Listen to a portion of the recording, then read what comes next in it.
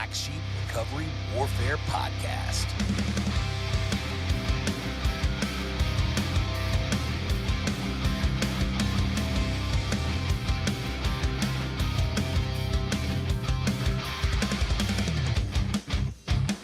And now, here's your hosts, John Gallagher, Monica Weber. Hey y'all, this episode is brought to you by Byram Nutrition. If you're tired of feeling sluggish, running on empty, or grabbing another sugary energy drink just to make it through the day, Byram Nutrition has you covered. At Byram Nutrition, they serve loaded teas, loaded lemonades, high protein shakes, protein coffees, parfaits, snacks, and wellness products designed to help support your healthy lifestyle goals, whether you need clean energy, better hydration, more protein, or just a positive place to start your day. Stop by Byram Nutrition in Byram, Mississippi, and let them help you find your new favorite combo. Byram Nutrition, where good vibes, great people, and healthy energy come together. That was really good. Did I say Byram enough? Yes. Did I let everybody know? It's definitely in Byram for sure. That was so good. That was solid. Thanks, bro. Today on Black Sheep Recovery Warfare, we're joined by Tyler and I wrote this with your wife, so prayers for Amber. She lost her voice. So we're joined by Tyler, founder of the Dying Breed Lifestyle Apparel Company. Tyler and Amber have thank you, Danny. With the sound effects. We are live with this live studio audience, just so y'all know. Oh, yes. Tyler and Amber have a powerful testimony of overcoming childhood trauma, addiction, incarceration, and hopelessness through the saving grace of Jesus Christ. What started as brokenness and pain has been transformed into a life of faith, family purpose, and ministry. Today, they're using their story and their business to boldly share the gospel and encourage others who may be struggling to know that redemption is possible through Jesus Christ. Please help us welcome Tyler Norseworthy to the Black Sheep Recovery Warfare Podcast. Welcome, Tyler. What's up, buddy? What's up? So, Tyler, I got a few questions. Yes. You Shoot. have an incredible story. Heartbreaking to read. Yes, very. It's very heartbreaking. So I'm going to let you tell your story, but I'm going to start by asking a question. Okay. Tell us a little about your childhood and what life was like growing up. Okay. I got to be honest with you. I got to kick this leg up. I got to adjust. Go for it. Okay, cool. Get comfortable. Yeah, get comfortable. Otherwise, it's just going to bug me. Oh, freaking. Oh, he's getting prepared for a session, There like we a go. counseling See, session. there we It's go. going. That's much better. Okay. So I was born in Great Falls, Montana, which is way, way far away from here, in a town like completely riddled with drugs and poverty, essentially. So my birth mom, and sometimes the details are still kind of skewed because I was very, very young. But from what my adopted mom told me, my birth mom, I was the youngest of three, had three kids. I was the youngest of three. The oldest was my brother Ryan. The middle was my sister Annalisa, and then me. So I believe, like, me and my sister kind of got the brunt of it because we were the youngest, and Ryan was. I'm kind of fuzzy on what he was doing. I think he was going back and forth between dad and mom because dad wasn't in the picture. We don't even know really where he was at. How much older was Ryan? Ryan is, I want to say he's a couple years older than us. So me and Annalisa are 1 year apart. Okay. And then I think he was a couple years older. Regardless, mom was not equipped. Birth mom was not equipped to have any children at all. Any usage or anything? Yes, at she all, was. or- She was a drug addict. She was, alcoholic. From what we've been told, and very chaotic environment.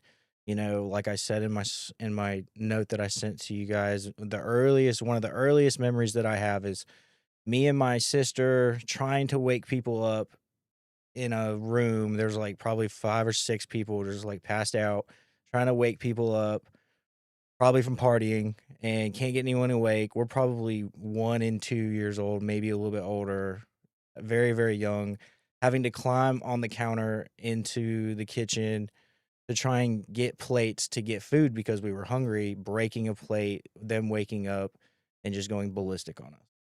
And that was the kind of environment that we started out in.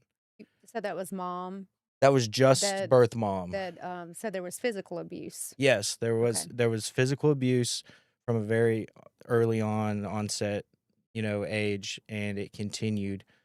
So like, so what came to be about is she eventually got to the point where she just like couldn't do it, I guess. She went to the babysitters. She dropped me and my sister and Elisa off at the babysitters and just never came back for us. Wow. Wow. Yeah. So That's hardcore. oh, it Yes. is. Yeah. I think about like my kids like right now, and even now, like even when they get on my nerves, and like I'm just like, "Ugh," I can't even fathom that. Yeah. That would never Never. cross your mind to do that. No. I couldn't even do that with like one of my pets. Yeah. You know what I'm No. saying? It's hard. Yeah. You gotta be in a different place for sure. So, Well, anyways, man, I'm so sorry that happened to y'all, dude. Yes. hey, it's just part of the story. You know what I mean? Mhm. So she did that. The babysitter eventually was like, "Hey, these kids can't stay here. Like they're not my kids." So we got turned over to the state of Montana. Did the babysitter? Did she get in contact with your mother to come get y'all? No, no one could reach her. So Like, she no wasn't one- answering any Nothing. calls. Just Wow. went totally. Yeah. Did Wow. she Went happen? AWOL. Did she happen to like try to take y'all home, or Mm-mm. I wouldn't have either? But I'm saying, did she go try to seek her out, or I'm not really sure about Okay, that. You know what I okay. mean? That's a detail. Again, you're I'm 1 not- years old, Yeah, 2 I'm years very, old, very so- young. okay? Most of everything that I know is from my adopted mom reading the paperwork and I doing got all you. that. You know what I mean? Okay. So, what it culminated into is me and Annalisa getting turned over to the state of Montana and getting put in foster care. So we were in foster care. I want to say 2 years, maybe 3, possibly something like that. We went through about 4 different foster homes. All were extremely bad. For various reasons. One was very abusive, actually got prosecuted for Wow. what they did to us. Is that something you want to talk about? Like what specifically happened to you guys? They would just like, so they weren't like overly, like they weren't like hitting us in the face and like doing like crazy stuff, but they would just constantly whip us. Like they would for over everything. And then like I remember one time they had us walking back and forth. One was sitting in the bedroom, one was sitting in the bathroom, and they would just have me and sister walk back and forth, trying to figure out who did something. And I think it was we really didn't know, and we just did it, and they did it for hours. Wow. It was like nonstop, and they just would not Just a let form of up. torture. Yeah, essentially, yeah. So that was one home. We got taken out of there. We got put in the other one. It was essentially the same thing, pattern repeated. And then the last one, it was almost like it was like a pound for kids. Like there was probably like 14 of us in this house, and they were yes. just doing it for money, essentially. You know what I mean? Like that's why they were doing it. They didn't care. We didn't get any attention. They, you ate macaroni every day for 3 meals a day. Good Just They fed us nothing but popsicles when I was in foster care. Yeah. I mean, it was like Yeah, the go-to. Here's a exactly. popsicle, kid. Get out right, of here. You yeah, know? we just need you to survive is what That's we need. it. Yeah. Wow. I'm so sorry. Yeah. But then it got to the point in my life where my mom and dad came into the picture.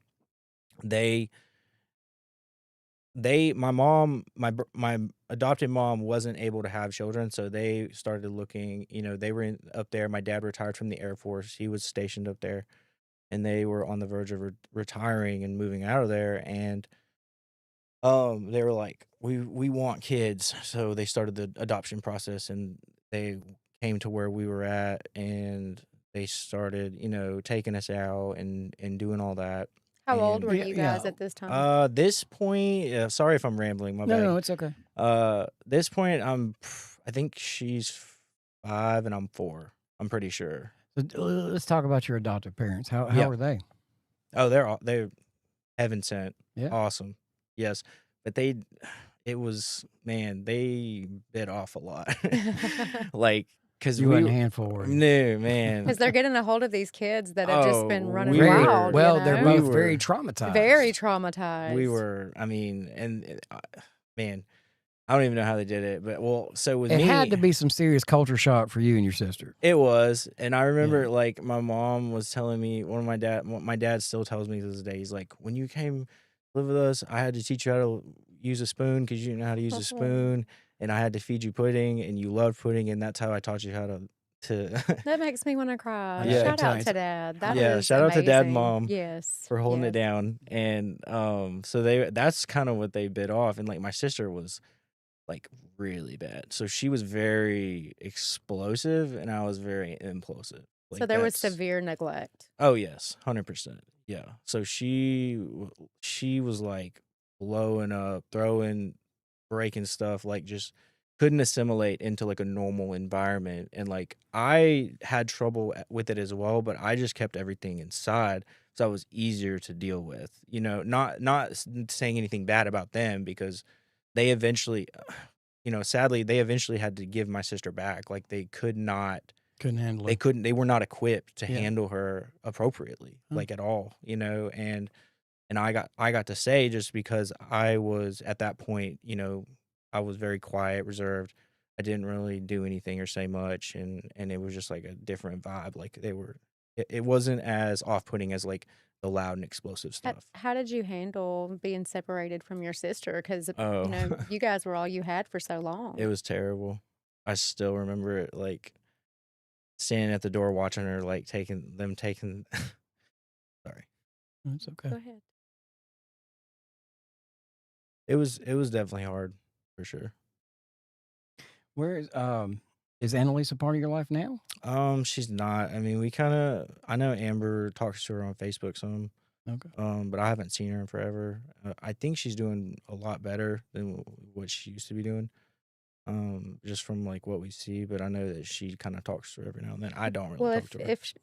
If she happened to see this or Yeah. get sent to her, what would you like for her to know right now? Just that I'm happy that she's doing well, and that she made it through as hard as everything was. Yeah. Yeah. So this would be, at that age, going into a new home, this would be probably your first experience with like school. So how were you at school? So I wasn't really that bad at school. I did have some issues, like at nap time, like I wouldn't take a nap, stuff like that, but I really didn't start getting into trouble or like being an issue until like, All right, well, let's get into that. Yeah, let's go. get Let's it. get on that. so Let's like hear the good stuff. yeah, so like there was like this time frame where I was like, you perceived me as like, oh, he's not that bad. You know what I mean? And then You hit it well. You Yes, hid the I just hurt hit and it the pain well, and the correct. trauma Yeah, well. then he hit puberty. Right. Yeah, then it he went- exploded. He went Yeah. insane. And then it was all bad from there. So about high Amber. school, maybe? Yeah, it was probably 8th grade, 9th grade that's when I first started using, substances. That's when I found smoking weed, doing all that. And How did you feel your first time getting high? Do you remember? yes, I remember the first time I ever did it, it scared me. And then the second time I did it, I was like amazed by it. Like I was just like, it was like like a clarity, like an Yeah. answer. I think I remember in your email that you sent me, your testimony, that you said it made you feel whole. Mm-hmm. Yeah, it did. Explain that. It took all that anxiety and fear and negative emotions, and it just like covered it up. And like I didn't have to look at it, I didn't have to feel it, I didn't have to deal with it, nothing. It's like it wasn't there. Numbed you out. And it was just like, boom, that's what you needed right there. That's what I needed, but Yeah. obviously it's not. But at that time, that's what it felt like. So did this progress to harder drugs? Yes. So started smoking weed, sneaking out, doing all that, doing all the stuff. It progressed into pills, then alcohol, and pills and alcohol. And then cocaine, and then that progressed into cocaine, alcohol, and pills, and just so on and so forth. And then I eventually ended up, doing whatever. I was a trash can junkie. That's what I was. I would just do whatever you had, I would do it. Like, there was no There was no drug of choice, really. Where were you living at this time? So we were in Oklahoma when I kind of started going off the rails. We had moved from Tennessee to Oklahoma, and then that's when I kind of started doing the deed and all that. And honestly, my consequences kicked in so fast. It was like some people that I remember talking to people and being like, oh, I'd use for like 5 years or something, and like then finally something happened. It wasn't like probably, I don't know, it was probably like 8 months, and I had already been like arrested once, and I was like, dang, this sucks. You know what I mean? And like not only that, but every time, the 3 times that I've been arrested, I went to jail the first time, I went to kid prison the second time, and I went to Okeechobee Correctional Facility, which is a maximum security prison in Florida, the 3rd time. Good Lord. Yeah, there was no like, oh, he's been arrested 10 times. So it's safe to say you were not a good criminal. Like you were getting caught at this point. I was not. What charges do we get? What were we talking about? What charges? First one was I broke into the police sergeant's house of the town I was living in. Wow. And robbed him. Did you know? I did not know. Okay. I did not know, but I figured out once they swarmed me that it was the police sergeant's house, and they were not happy with me at all. I guess not. Yeah, so that was burglary, and then I had some possession with me, and then let's see, the first one I was stealing socks out of Journeys in the mall in Oklahoma. So that was a robbery, or not robbery, but You were simple, petty, whatever. You were a little klepto. Yeah. And then the third one was the one that really did it. I tried to, I don't know if you want me to get into all that come next. on. Yeah. Okay. So I had, once I got done doing all that and got out of JIT camp, prison and all that, kid prison, I went down to Florida because that was the recovery mecca. You know, that's like the haven where everyone goes, right? Still is. Yeah. Yeah. Yeah. So I went down there and like I always do, you know, went down there, went to a sober house, stayed good about 3 months. You know, that was my cycle, 3 months on, you know, however long it took to get in trouble off. And I had went to this hotel because I was drinking Four Locos and smoking crack, and my phone was dead. And I was like 2 Four Locos deep and like, you know, 3 or 4 hits in, and I was like, I should go steal some chargers from Walmart. That's the answer. And so I literally blacked out. Like, don't even remember how I got there. I walked. I had to have. I walked into the store, and then I come to, and I'm like stuffing things in my bag. I don't, you know. And then I black out again, and I come to, and there's like 8 employees around me, and the manager's there, and I had scissors because I was cutting open phone cases, plastic phone, whatever, and stuffing them in my bag.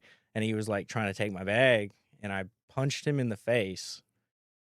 And this is what saved me, it's because I punched him. If I would not have punched him, I would have stabbed him directly in the chest with the scissors. But because I punched him first, it made him fall backwards. And when I went to stab him, I missed. You know, thankfully. Yeah, praise God for that. Praise God for that. And blacked out, came to, there was like 12 cop cars chasing me down A1A highway in Delray Beach, Florida. And that's how I ended up in Okeechobee Correctional Facility. Wow. Not the Walmart security. Yeah. I wanted to back up a little bit. I remember also in your in what you sent me, you said that that you struggled with your weight early on. And I did, yeah. How did that affect everything? Yeah, so we kind of bypassed that. Yeah. So when I was younger, I was very overweight. I went through like this phase where I was like, you know, very cute little kid, blonde hair, blue eyes.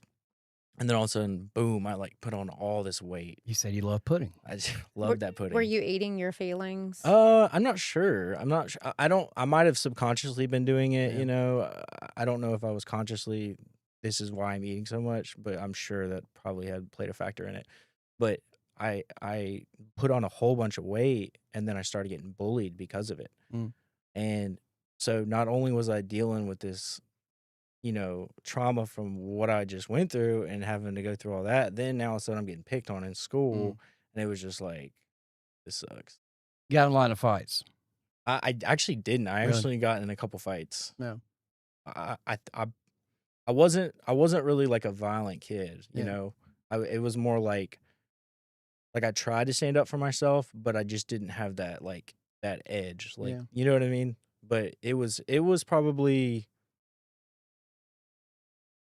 third, fourth, and fifth, sixth grade probably. Well, I know you said that a lot of your you held a lot of your stuff in. Yes. You can just Yes. kind of pushed it down, Mm-hmm. and on top of the bullying and everything. Mm-hmm. And now, when I know it also said that you got very active in sports. Yes. And yeah. So about what age were you at in all this, like middle school, high school? With the sports? Yeah, like so. I mean, it's like from the transition, because it's hard to picture you as a big. Yeah. Oh, I know. Yeah. I mean, yeah. because obviously you've transformed all of that. Yes. Yeah. I'm like a freak about it. I'm not Yeah. even gonna lie.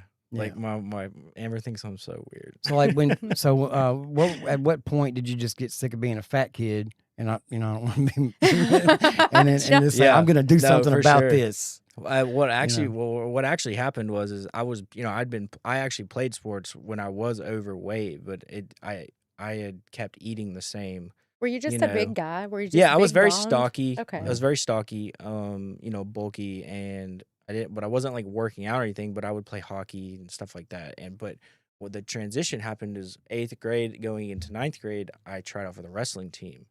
And when I did the wrestling, then it just completely reshaped me. So here comes something where you could let all that anger out. Yes, and I was very good at wrestling. Okay. Yeah. That is a good outlet for sure. Amber says, "I love you, my precious husband." Hey, Amber. Hello, boo boo. So, so from I guess from high school to Florida in that gap. Yeah. How was your parents then? Okay, so because I remember you had talked a little bit about that, and when you started stabbing people with scissors. Where were your parents? Because they did not co-sign that. Just by the way. Oh, absolutely not. Exactly. Hey, was a chunk? Is that what Amber calls you? Chunk. What's up, dude? What's up? What's up, chunk? Boo Boo and Chunk. Boo Boo and Chunk. My goodness, Bonnie that's and Clyde. cute. So how did your parents react to all of that? Yeah, so like kind of when I reached that maturity age of like going into 9th grade or whatever, they kind of stepped back a little bit because I hadn't really done anything wrong up until that point. And then like once they kind of started figuring out, they were like, hey, something's going on here, pretty quickly. And so they never suspected the drug usage? They did not suspect drug usage until they found the drugs. Oh. Like once they found the drugs, they were like, you've been doing this for a while because of the way that they found it, How'd they find it? I used to take the can and poke it in the top or whatever, like smoking the weed or whatever. Oh yeah, and I did it. I would do it in my bathroom and turn the vent fan on and turn the steam on the shower like really hot or whatever. And I was like, they knew. Yeah, they knew. They were like, that's not a first time move. Like you've been doing that. So but they never smelt it. I guess they didn't. I don't know. I don't know. So they never said anything until they found the can in the trash can. Once they found the can in the trash can, because I was like taking the trash out, and they were like, "You don't ever take the trash out." I wonder what's in there. Yeah. Well, what were their reactions to your, when you started getting arrested and stabbing people with scissors and things like that, or attempting to stab somebody with scissors? Yes. So the first couple, they were like, "No, you just got to ride out. Like, you got to do it." Oh, so I'm glad you said that because this is actually a huge detail. The first two, it was like, okay, you just got to experience your consequences. Like, we're not going to get you out. Yeah. And I was like, that sucks. But, it happened. He says your dad was military and he does not play. Papa Ernie is 20 years retired Air Force fighter pilot. Oh, wow. Yeah. So he was very disciplined. Yes. Yes. He was like, we are not getting you out. It's happening. So how long did you stay that stint? So the first stint was like a night and I was out, and then the second one was 10 months total, county plus the JIT camp. And then so the Florida one is the pivotal one because Mama stepped in to help with that one, because if Mama didn't step in to help with that one, I would still be in prison to this day. Like I would not be out until I was 35, which is 2 years. Tell us about that Yeah, one. what was the circumstances under that? Yeah, so because I had previous violent offenses in the state of Florida. It's been a while. It's been like 11, 10 years, something like that. But I believe it was either a 3-strike, like you've been in trouble for this is your third time. Habitual. Yeah, or it's a third violent offense. I can't remember the Yeah. particulars, but it was one of those, and you have to do mandatory day for day, 15 years, no questions asked. Like, you're not getting out. That's what I was getting.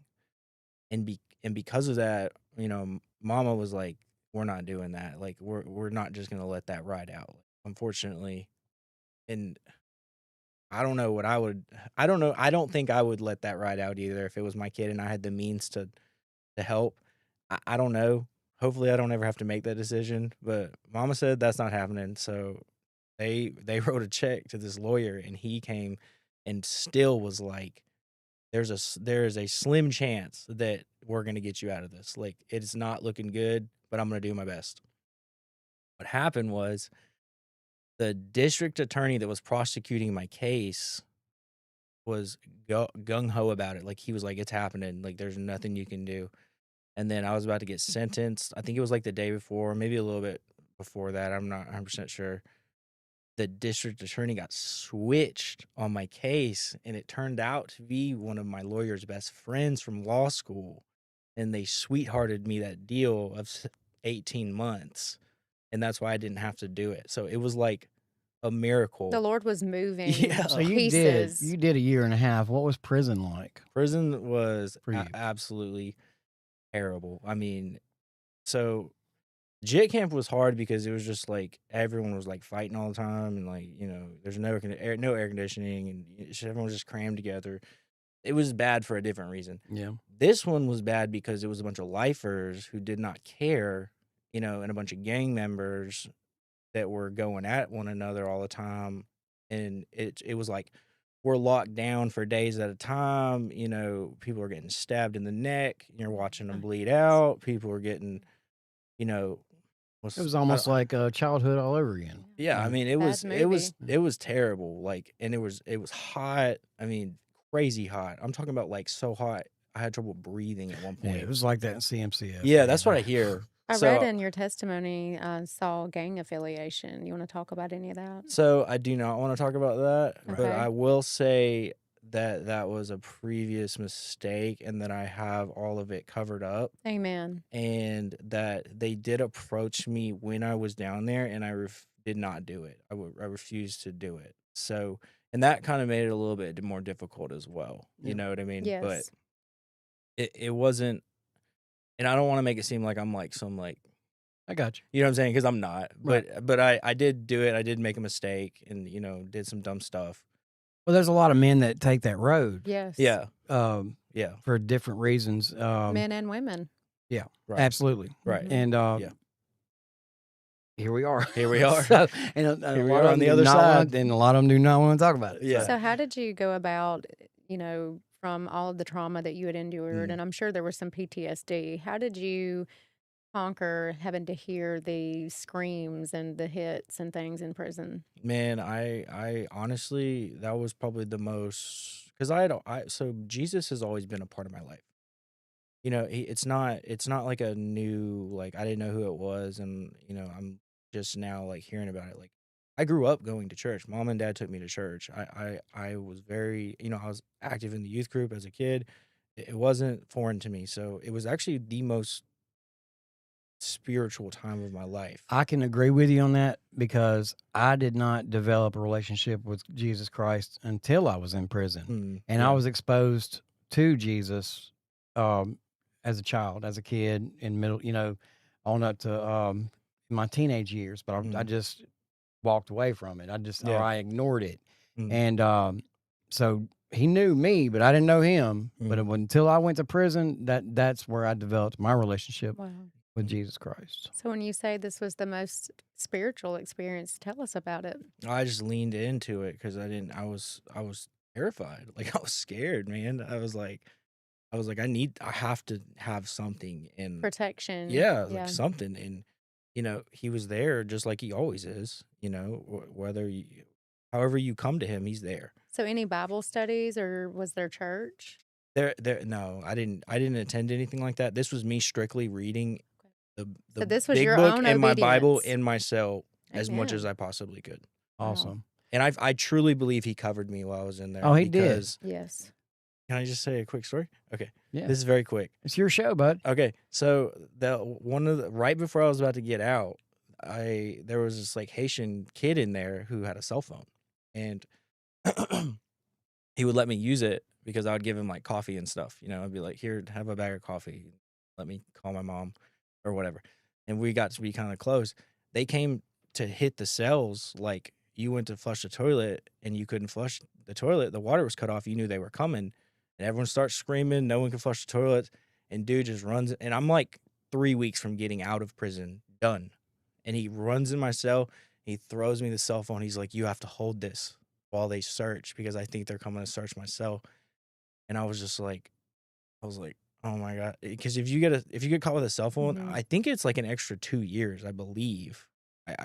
It's been a Yeah. while, but It varies, but it's it's enough to definitely- get your attention. You Yeah. know what I mean? So anyways, he throws it to me. I don't know what to do with it. I don't have a place to hide it. I just stuff it under my pillow and hope they don't hit my cell. And I just walked out, and I was just like, dude, I was like, please don't hit my cell. They hit the cell next to mine. Oh, wow. Come on now. Listen, there was an angel standing in Yeah. front of your cell, man. blocking them guys from coming in there. I just know it. Dude.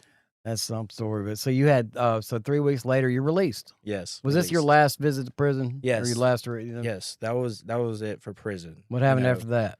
I got out, and I was like really trying to do good, and like I was trying, like actually for the first time in my life, I was actually trying to do good. But the problem is I was still trying to do good on my own. Mm. Like that was the problem. And for the longest time, I was like, I couldn't figure out. I was like, why do I? Like, why? You know what I mean? Mhm, Because there was mhm. several times like where I actually like viscerally tried to dig into it and do the steps and do all that kind of stuff. You know what I mean? And it just still like it just wasn't keeping me sober. Yeah. Mhm. You know what I mean? Yeah. Were you in community at this point? Yes. I was at they'd put me out into a halfway house. Mm. So I was in a halfway house, and I was going to meetings, and working. I actually started doing electrical work down there in Florida. One of the guys that owned the electrical company, he was in recovery, and he hired me, and he was like, well, have you ever done it? And I was like, no. He was like, all right, here's a shirt, get in the truck. I was You're like, gonna "All right." learn today. like, "Okay." Yeah, that's usually how a lot of my jobs. Yeah. I was like, I don't know how much productivity we're gonna get, but I'll show up. You know what I mean? Anyways, yeah, I was involved, doing the whole thing, and then just like I always do, self-will, run riot. I ended up dating this girl, and she was friends with like this really rich woman who had a condo on the beach, and it was just like Party then we started time. partying. It's and always a Party time. girl. There's always a girl involved. Harley Quinn. Yeah. I don't want to it's say always a she was girl. the reason for Yeah. it, Right. but I would have never. It didn't help. Right. It did not help. You weren't able to have a relationship that would have been healthy at that point. Absolutely for sure. not. Right. No. So you end up back in rehab. So I was in rehab again, and then got kicked out, and then went to another sober house. This cycle continued. I was 15 months in prison, and I was down there for 6 years. So that's how long Wow. this cycle was going on. Goodness. Was sober house, rehab, kicked out, sober house, rehab, kicked out, whatever, Yeah. And then so it culminated into this moment, right? I was in this rack hotel in like Fort Lauderdale, Florida, or somewhere down there. And it was probably like 3 or 4 weeks into it. I had saved up a bunch of money from working, and I just prepaid for this like crap hotel. And I was down there drinking and using and blah, blah, blah. And I texted one of the, whoever my girlfriend was at the time. I don't even remember. I texted her, and I was like, this is it. Because I was like, gonna kill myself. I was done. And I still have the scar on my wrist from it. And she got scared, called the cops. She knew where I was because she would come see me. And like, I had made one cut, boom. And I was gonna make another. And I heard a knocking on the door, and it was the cops, and they 5150'd me. And it saved my life, is what happened. But because of that instance, I was like, I have to leave. Like, I have to get out of Florida. Explain to everybody what a 5150 is. 5150 is where you get medically, like, locked up, essentially. So Mhm. you're not in jail, but you're in like a medical isolation observation place. Right. You know Was what I mean? this the first suicide attempt or suicidal Yes. thoughts? I had overdosed before, but it wasn't intentional. This was like the first, like, I'm doing it. I'm done. You know what I mean? And when I got out, I used the remainder of my money that I had. I bought a bus Greyhound ticket to come up here to what used to be Copac. Right. I called them, and I was so used to, like, the places down there where they were like, oh yeah, we'll come get you and you can do this and that and we'll feed you and blah blah blah. And I called him and I was like, is there a place open up there? And he was like, yeah, if you can make it up here, you can come up here.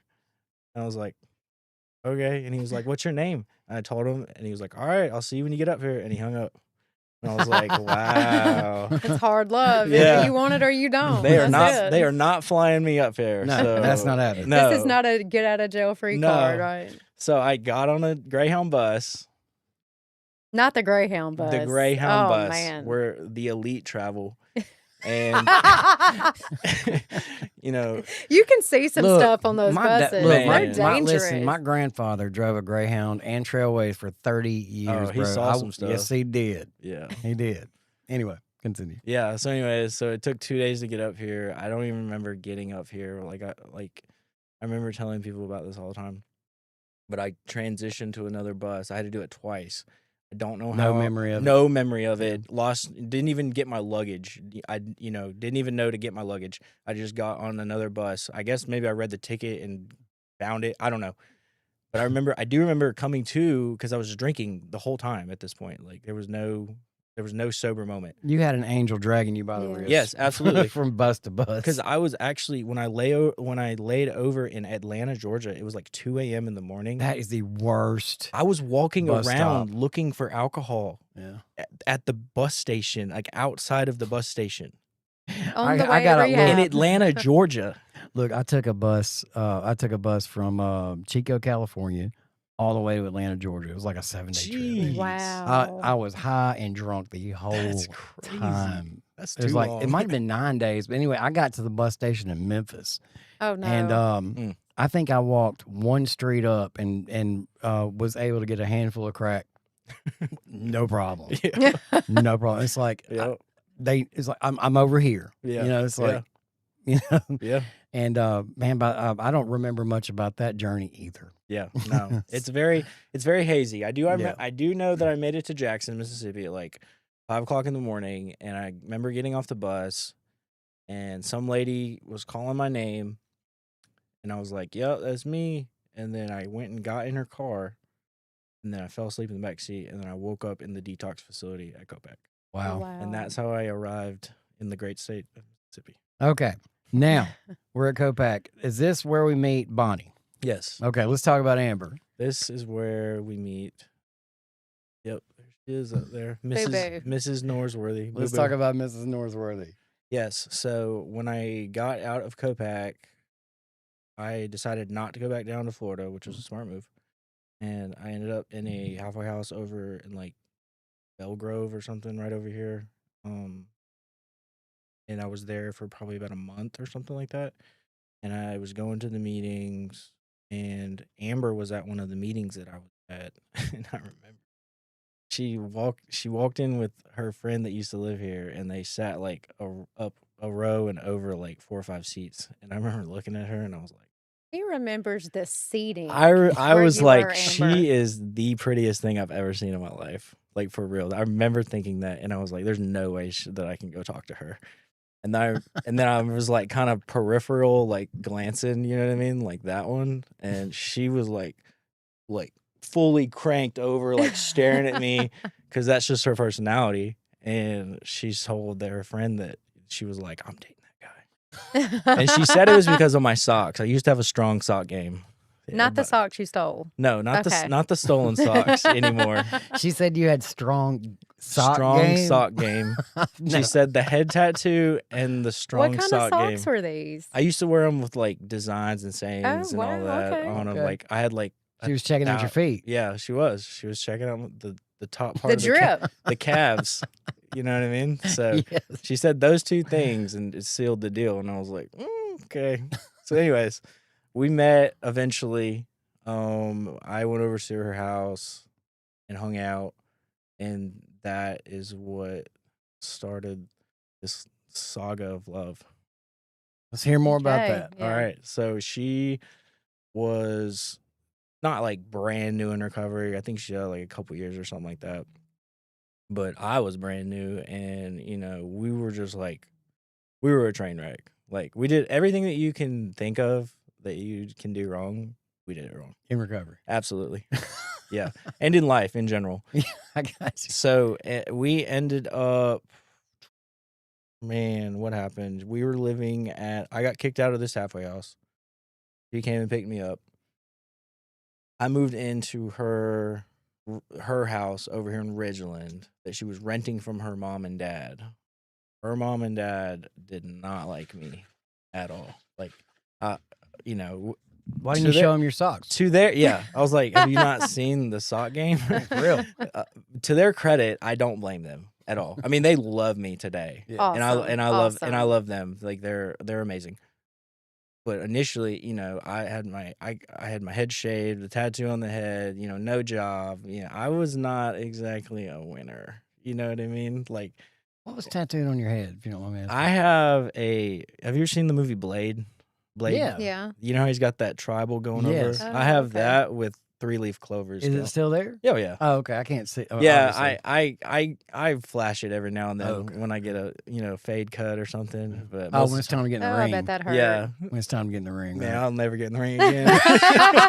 We'll talk about that in a minute. Dude. But yeah, so you basically this is love at first sight. Yeah, I mean, it was well, let's say it was infatuation at first Yeah. sight, Mhm. lust and infatuation, and then it blossomed into a love. Mm. You know what I mean? So Where does Jesus come into that? yes, so we started going to church because like she grew up church, I grew up church. We just knew it was the right thing to do, Mhm. even though we weren't exactly living right. And When you say not exactly living right, yeah, is this some little using here and there or me, not her. okay? Okay. Yeah, I was, but she was co-signing it Yeah. essentially. Like she knew. Yeah. Okay. Like, and had to go to. She tried to put me in Harbor House one time because I was like drinking and doing crazy stuff, and Yeah. I called her the next day and was like, "Come get me out." She came and got me out. Stuff like that. Yeah. So, Yeah. anyways, we eventually we get kicked out of her mom and dad's rental house that she was renting from, and we moved. That's hardcore if your own parents are gonna kick their Man, daughter out. I That's know. hardcore. It had to be bad. Yeah. Oh, it was. Yeah. They were not having me whatsoever. Oh, and Owen was there at this point. Like she has Owen, Cole, and Zane. Zane and Cole were not living with her due to like past choices and The whatnot. children. Yes. Okay. But Owen was there, so it was like me, her, and Owen Okay. from the get go. And we moved to Pearl, and we started going to church to Pine Lake, and I can't remember how long it was. It was probably like, I don't know, like a month or something. And I had started being crazy again, drinking. And one night I came back and she was like sitting on the couch and she was like just, morose. And I was like, what's wrong? But I knew what was wrong, and I poured that out and dude, we're going to church. Like, we're going to go to church tomorrow and we're going to get our lives together. And it just so happened that the next day was Sunday, and the pastor preached on addiction. And he was like, if you are lost, if you're struggling, if you can't break free, come down to the front. Come on. Mhm. This is your moment of clarity right here. Man. This has come to Jesus time. I'm talking man. about chills, dude. I got This Pastor chills, man. You got me Chill, chills. yeah. It is. Oh Okay. man. Chills, bro. And I didn't even care. I didn't care what I looked like. I was bawling. I took her hand and Full we surrender. went down, and I was like, I do not care. And She What'd says say, you though? forgot the part where we got married 3 months after meeting. Oh, So she was your wife at okay. this oh, my point. B. Oh, My, because I was we, about to ask that when when yeah, did y'all get married? we eloped to the courthouse. That's why Dad was mad. Yeah. And I did not ask Papa Joseph That's why Dad for was hand mad. in marriage. Okay. Yes, we Shout did. out We Papa were- Joseph. Papa Joseph, yes, had to deal with a lot. So Okay. shout out to him. And So yes, married 3 months later. Now you 3 got a months. family. Oh, and we actually got matching tattoos 2 weeks into dating. That's what I'm talking about. Everything you can do wrong, we checked that box. Was it the Right. name? It Was wasn't. the name? It wasn't a No? name. It was like a saying. It was a saying. We got like matching sayings, and Okay. then but we did get. She got a T and I got an A, so we were like skirting that line. You know what I mean? We were like they weren't. Because it's got to be real if you do that, right. right? Yeah, Exactly. Yeah. What's the saying? 2 weeks in, you already know each other. Yeah, we have to know what's the What's the saying. You saying? can't come What's on the Black saying? Sheep and not tell the whole Yeah. story. It says one in the same, two of a kind. That's what it says. Okay. That's sweet. I like that. Okay. Boom. Bonnie and Clyde. Next tattoo for whoever's listening. That's for it. you. So, all right, now where were we at? Got kicked out of Papa Joe's house. Yes. And then now you're at full surrender. Full Do, surrender. do you guys have?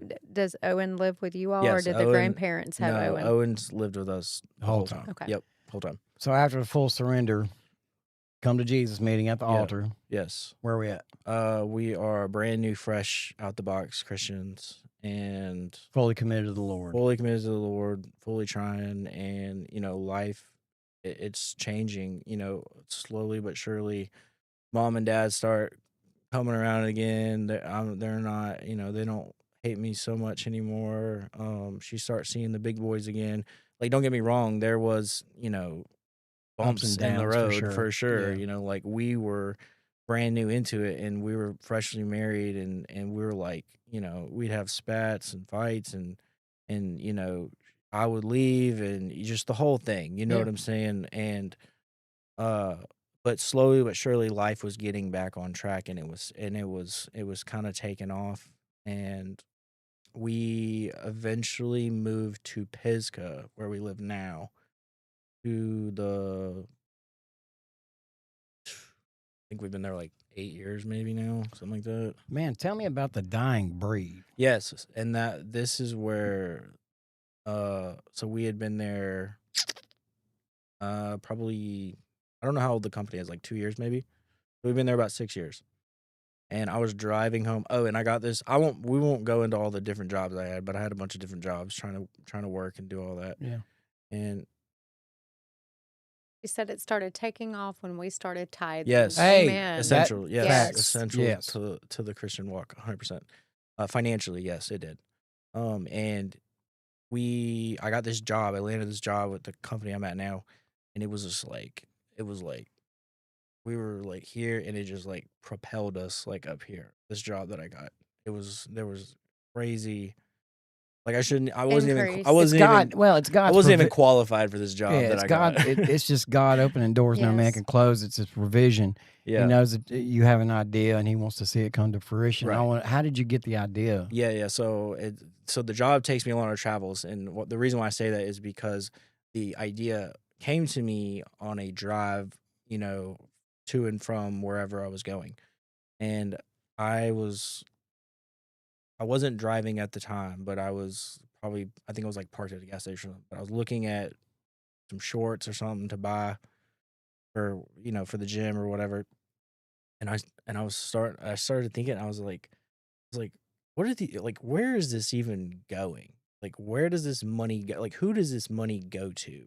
And what do they believe? Like, what am I paying for really? Like, you see the shorts, but the money's going to something else. It's going to a lifestyle that maybe you don't support, or it's going to a person that, lives a lifestyle that you don't support, or you just don't know. You know what I mean? Because these companies are so large that it's just broken up into so many different pieces that you're just like a cog in the machine, essentially. So I got this, like, it was like, moment. I was like, I'm going to start an apparel company.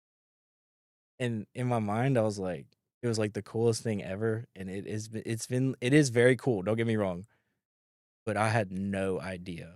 Like, and let me say this, full honesty, Amber is like 95% has done everything. I'm not even, no lie. Like she is figured out like everything. And I'm more just kind of like talk about it and wear it and, you So, know. so tell those that's listening that don't know the name. Oh, yes. So it's called the Dying Breed Lifestyle Apparel Company. And it's Mississippi's only faith-based. Only faith-based active wear company. We initially called it an athletic wear company, but we want it to be more inclusive. We don't want it to feel like, oh, you have to go to the gym to be able to wear this, because that's not what we want. So Right. we call it the active wear company for anyone that's, just everyday life. So you don't have to be a gym rat to wear You it. do not have to be a gym rat. I've seen the line. It's awesome. And so it's 2 years old. 2 years old. Yep. And where do you see it going in the future?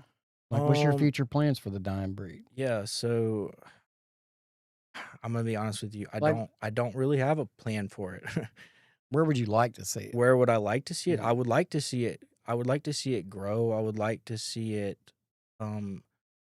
go out of the state of Mississippi, not for financial reasons or for growth reasons like product wise, but just because of I'm more intense about the message. Yeah. of, That's like, fun. That was what my- it- yeah. like what it represents than That was my then- next question: is how do you use your business to share your faith? Yes, so it's very like we did have some people attack us not too long ago because they said that we claim to be faith-based to target a certain demographic. And I That's was like, that is that is not even close to being true. Far from the truth. It's so far Yeah. from the truth. Anyone that actually knows us knows that that's not true. And so I'm sorry, I lost my train of thought. What was your question again? What? How do you use the Dying Breed, your company, to share your faith? Right. So Jesus is the very center of what we do, so that's why we put faith in the name. And then a few ways that we, send it out if you order a shirt, shorts, whatever, is we put a "What would Jesus do" bracelet in it, which was my idea.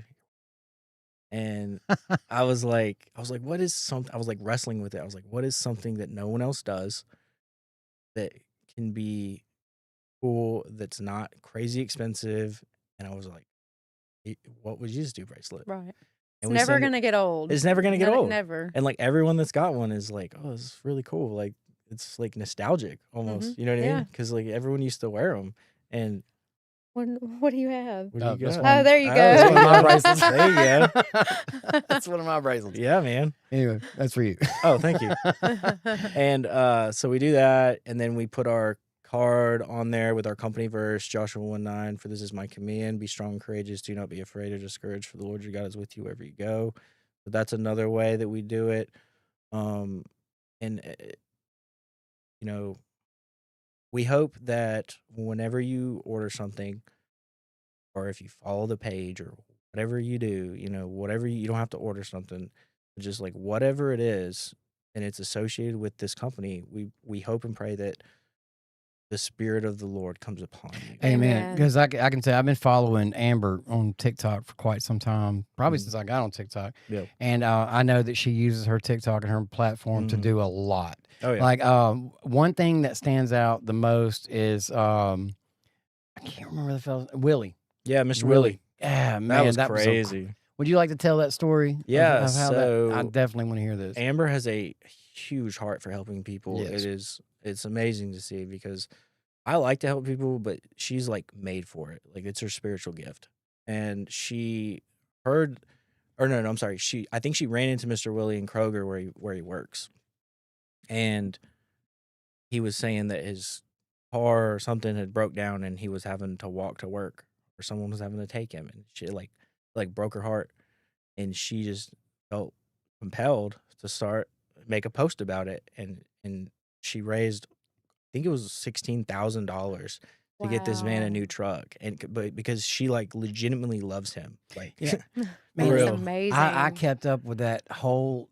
I mean, this went on for a couple of weeks, and so many Wow. people got involved. So Yeah. many businesses got involved, and at the end of it, he had a new truck, he had new tires, He had Insurance was insurance, paid. Praise insurance God. paid, Yeah. insurance paid for like a year. It was crazy. I'm talking about off of her platform, Wow. and that's just one Mhm. thing she's done. Yeah. And I know Amber and Tyler have supported Black Sheep from the beginning. Like Mhm. if we've had an event coming up, Right. they've always helped out. Yep. I share all of Dime. I've even bought some Dime Breed stuff last year, and to close this before we close this out, I want to Mhm. talk about what we got going on this weekend. Yes. So we are working in conjunction with Restoration Ministries of Yes. Mississippi Recovery Ranch, Miss Stephanie Grantham. Mm-hmm. And we are working with her, and we are able to raise enough money to have Rare of Breed come to Jackson, Mississippi for a Father's Day concert. And that's going to be this Sunday, June 21st at the Hideaway in Jackson. Doors open at 6. Event starts at 7, I believe. And you can buy tickets at the door, but you can get them off the website to the you can get 'em off- rarebreed.com yes. website. Yes. And I also we wanted to just give a shout out because there's too many businesses and too many restaurants that have donated, but the community has just gotten behind this thing, and it has come to fruition, and it's because of the community that we're involved in, and people saw a need and they met it. And it's not just us that are doing that. There's a ton of people that do that, and we're just so grateful because we couldn't have been able to do it without them. Amen. And the last thing is Miss Stephanie and Amber have put posts out about sponsoring local missions to be able to bring their people to the concert. They have gotten several tickets sponsored of like the Gateway Mission and stuff like that. Wow. And Amen. the last one that they are trying to achieve is Saving Grace, which if you know my wife, she knows she is embedded with them and she Yes. loves them. Amazing ministry. Yes, and they Amazing. are great. And we are trying to get their girls to be able to come. So if you feel led or you want to sponsor a ticket, please reach out to Amber or myself or Miss Stephanie. How many tickets are needed? I think there's 19 tickets 19. that are needed at Mhm. $20 a piece. So it's like $380 is what is needed to have those ladies show up. Yeah. So to do that, you can contact Stephanie Grantham. Mhm. You can contact Tyler or Amber Norseworthy. Can you do it through the website, the rarebreed.com website, or is that just a No, that's just to purchase tickets right? individually. So Gateway was able to get all their tickets, and now we Yeah. need the tickets for Saving Grace. Saving Grace. Okay. Correct. That's Sunday, Father's Day, big Father's Day bash at the Hideaway in Jackson. They have removed all the alcohol out of the building. Yep. Okay. Big shout out to all of the local businesses Yes. and ministries that came together to fully fund this event. Yep. Monica, you can ask the last question because you always do. Okay. So if you could encourage anyone that has had a similar walk like you and they're watching, what is the most important thing that you would leave them with on today? It's what I tell everybody: don't give up.